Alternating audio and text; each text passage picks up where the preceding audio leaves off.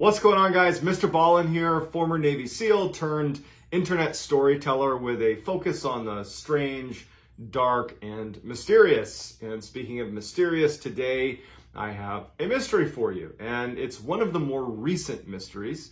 It happened in 2014 and spanned a couple of years following that. It is a story that plays out like a psychological thriller, and in fact, Netflix recently purchased the rights to make a movie or show about this case from the family that were the victims of this case. The too long didn't read version of this story is you have this all-American family that purchases their dream home.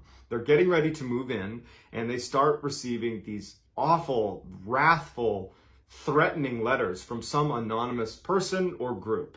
The letters get progressively worse and indicate that whoever is watching them very closely at all hours and is able to see things that are not easy to spot just from walking by. This is someone who is really intensely focused on the family. I think that the best way to watch this video and learn about this case, to really appreciate what this family went through, is to put yourself in the position of being the Broaddus family.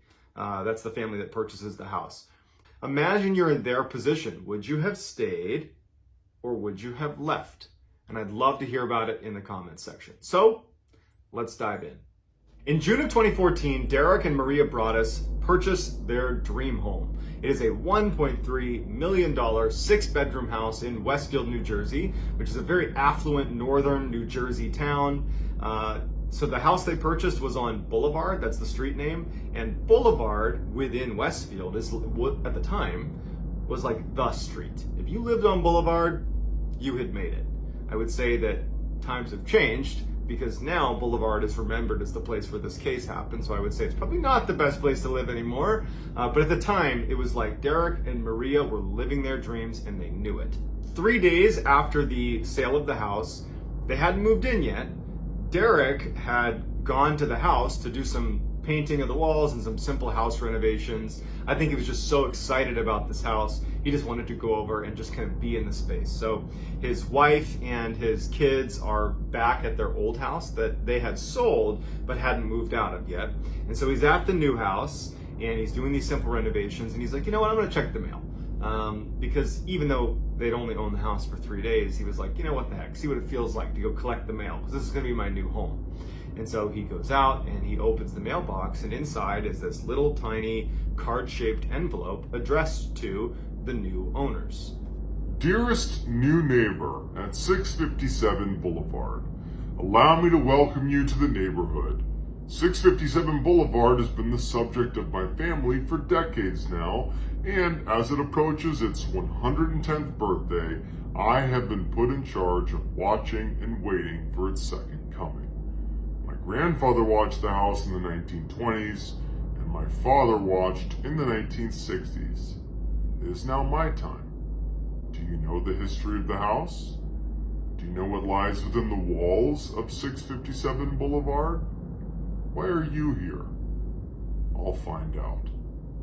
The letter goes on to identify what kind of car they were driving. It was a Honda minivan. It went on to say how many contractors were in and around the house over the past couple of days that were doing some renovations in the house. It even said that, I believe I've counted that you have 3 children. Someday I will learn their names and I will call to them and I will take them from you. It's like this. It's like a reconnaissance of his family had already begun as soon as they moved in.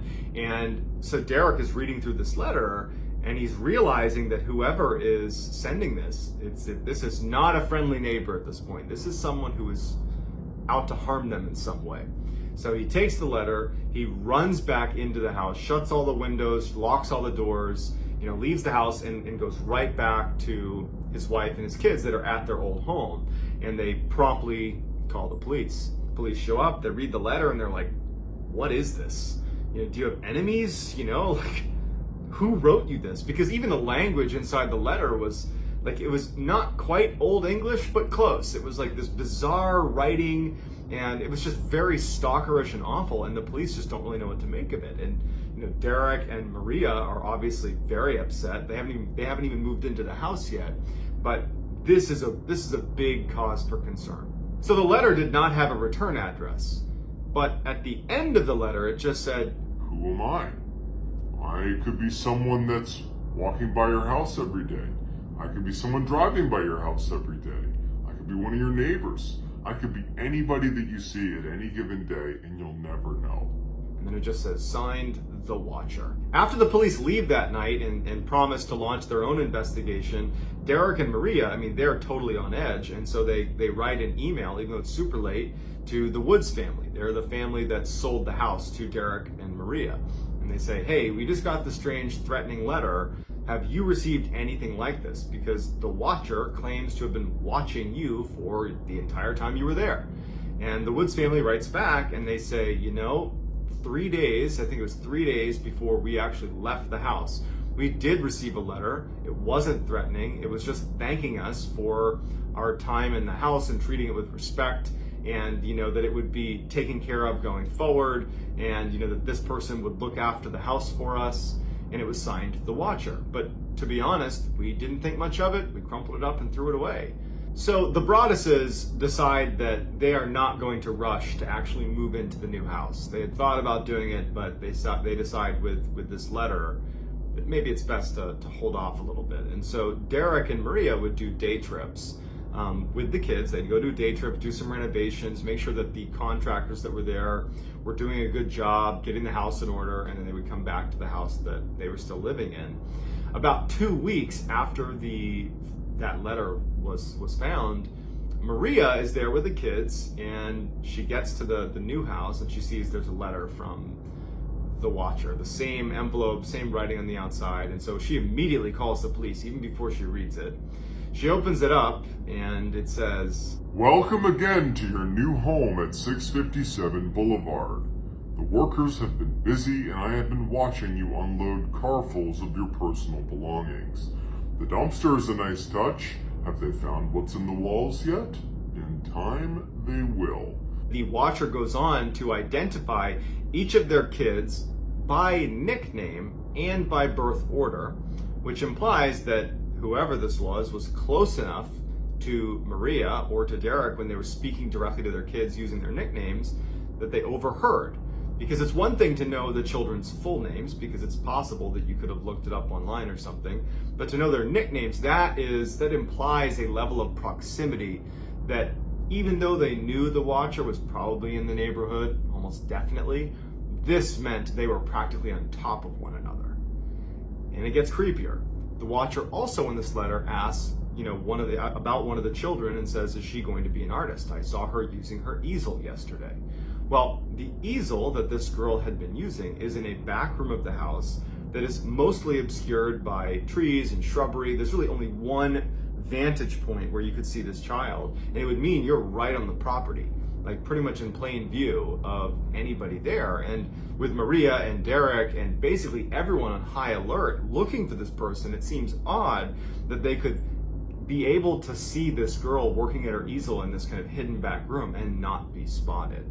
And then, of course, to kind of seal the deal, making this letter just totally terrifying, they go on to say, "Do your kids go in the basement? I'd be afraid if I were them. It's far away from the rest of the house, and if you were upstairs, you would never hear them scream. Who has the bedrooms facing the street? I'll know as soon as you move in. Then I can plan better." So at this point, Derek and Maria are in full crisis mode, because it's one thing to be watched, which is bad. It's another when the person watching you is now overtly threatening your family, your kids. It's a bad situation. So Derek and Maria at this point, they don't know if they're even ever going to move into this new house. It felt unsafe. And so for a few weeks, they're kind of teetering on whether it's worth moving in or not. And so that they aren't there. They're not going to the new house at all. And a third letter arrives basically saying, where are you? The house misses you, obviously from the Watcher.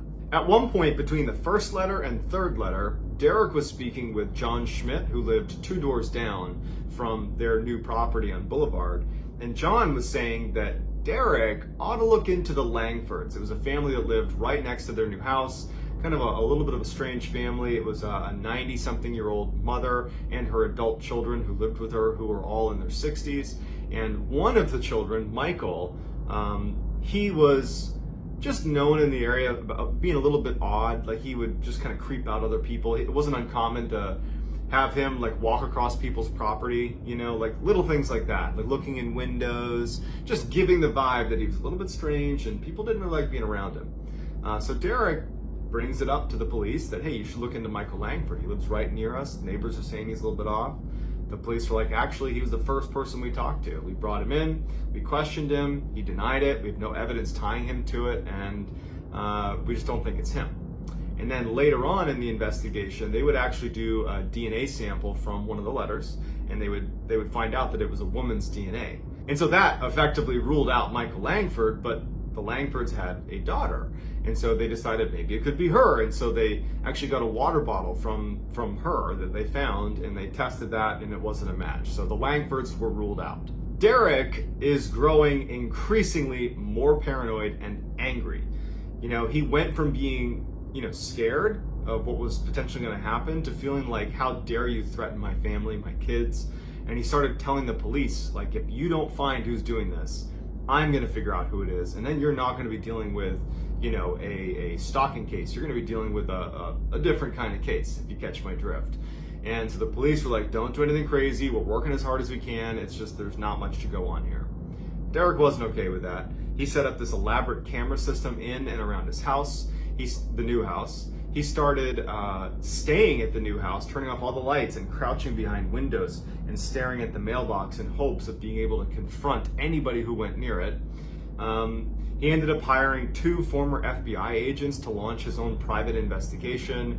He hired a handwriting expert to analyze the letters themselves to see if they could pick up details about who this was and potentially profile them. And this person, all they could conclude was it was someone who was really, really mad.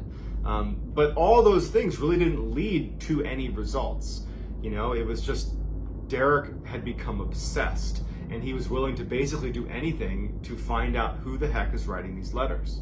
So at this point, the Broadduses had already sold their old house. They were still living in it because they hadn't moved into the new house, the house being watched. But at some point, the new owners of the house they sold were ready to move in. And so the Broadduses had to move in with Maria's family, but were still paying the mortgage on 657 Boulevard. At this point, the community started kind of spreading rumors about the Broaddus family. People believed that the reason they weren't moving into this beautiful new home was, you know, they were getting a divorce, or they had some legal problems. You know, the letters and what was going on with these letters, that was not widely known. There was speculation about it, but no one really knew for sure. So Derek and Maria kind of gradually became pariahs, and they ultimately decided that they're just going to sell this house, this new house they purchased, because they need the money. They've tied up a lot of money in it, and they feel like, you know what, we'll sell the house and we'll move on. But by the time they listed it, enough rumors were circulating about the weirdness around that house and why no one was moving into it, and the weirdness with Derek and Maria, that nobody wanted to buy. And so they initially listed this property above what they paid because they had put $100,000 into the house in renovations. They just kept doing renovations, and that was their way of justifying not moving in. They were like, we'll keep fixing it up. It'll be better once we move in. But, you know, so they put $100K in and no one bid. They lower the price, no one bid. They continued to lower the price to where it was like a full-blown deficit. Still, no one made an offer. So it sat vacant. At this point, Maria and Derek turned their frustration towards the previous owners, because as I mentioned earlier, they had received a letter from the Watcher. Granted, it was, you know, at the very end of their stay in this house, but it was before they gave over the keys to the Broaddus family. And Derek and Maria felt like the fact that they got an anonymous letter that was literally signed The Watcher, that name alone was kind of ominous enough that they felt like the Woods family should have disclosed that to the Broaddus family before they moved in. And so they filed a legal complaint against the Woods family, basically saying that you held information that potentially would have kept us from moving in and not having this problem. Well, Derek and Maria were assured by their legal team that at most, you know, a small legal newswire might pick up this lawsuit, and that would be it. But the story it got picked up by a number of outlets. The fact that they were filing a complaint against the previous owners over basically a stalker. And all of a sudden, they were all over the news. The Broaddus family had over 300 media requests. There were TV stations and news stations camped out on their front lawn.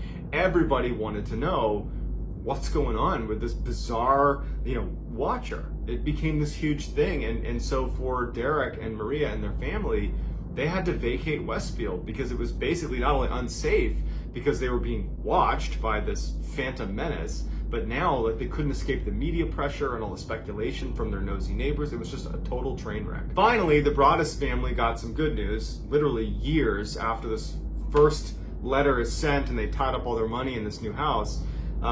A family agrees to rent the house. Now, this is going to be at a loss for the Broaddus family. The rent money will not even cover the mortgage, but to them who've just been sitting on this worthless property, that's just been eating away at their finances, this was a huge win.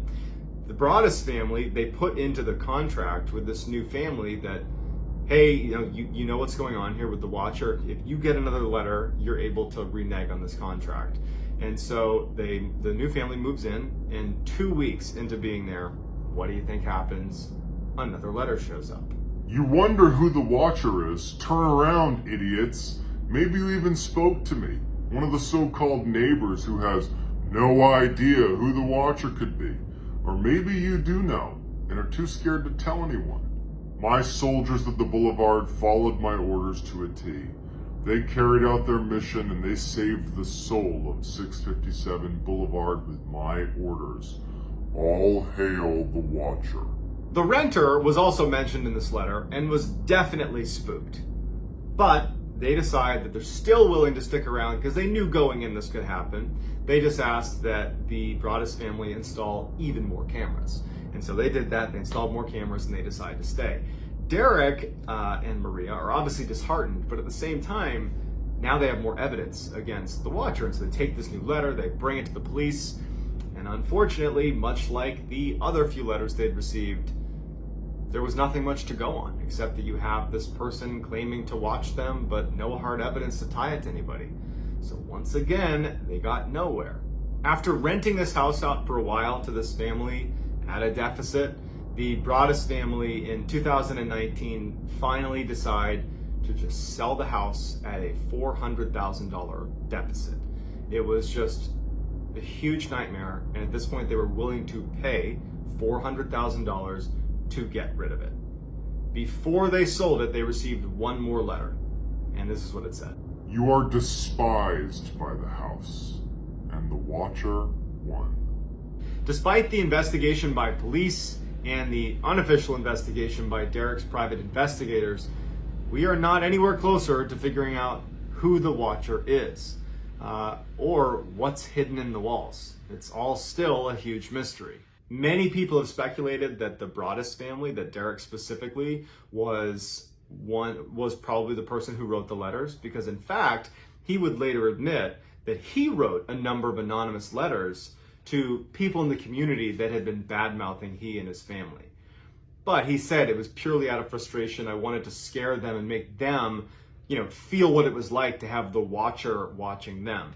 But he said, this whole situation has really devastated them financially and emotionally, and, kind of ruined their ability to stay in the town that they loved so much.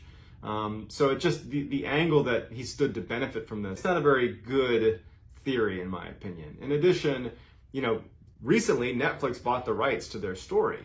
But if Derek and his family had said, what we're going to do is we're going to set up this elaborate mystery around ourselves for years in order to secure movie rights, you'd be putting your kids through something so traumatic. And so the idea of having your kids have to live with the fear of being attacked and getting bullied at school because, everybody talks in these communities, that seems far-fetched too. It remains to be seen who the watcher is, but to this day, it remains a mystery. So if you haven't already, please click like and subscribe. I am going to be trying to do 2 or more stories a week. I'm really making a push to make YouTube my primary, so I hope you'll tag along. If you want to talk to me separately, you can DM me on Instagram. That's johnballin416. Also, go follow me on TikTok. My handle is Mr. Ballin. And that's going to do it, guys. I hope this was interesting, and I'll talk to you soon.